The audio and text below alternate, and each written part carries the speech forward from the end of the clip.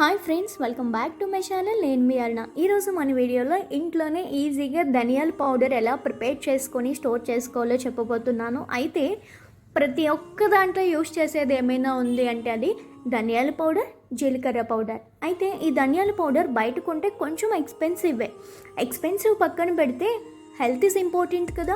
So అంత మంచి health కావాలంటే బయట మసాలా పౌడర్ యూస్ చేయకూడదు.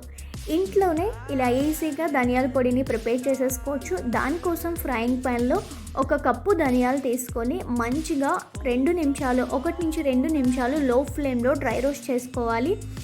డీప్ ఫ్రై అవసరం లేదు, మాడిపోతే దరిద్రంగా ఉంటుంది మసాలా పౌడర్. సో జస్ట్ లైట్గా లో ఫ్లేమ్లో మాత్రమే కలుపుతూ ఫ్రై చేసుకోవాలి.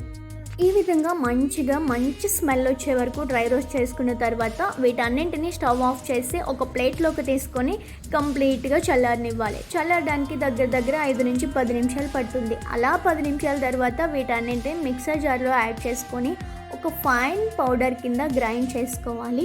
యాక్చువల్లీ ధనియాల పౌడర్ వెయిట్ లాస్ అవ్వడానికి మంచిగా హెల్ప్ అవుతుందంట. ఈ పౌడర్ని మనం అన్ని కర్రీస్, గ్రేవీస్, చికెన్, బిర్యానీ అన్నిటిలోనే యూస్ చేస్తాం కదా.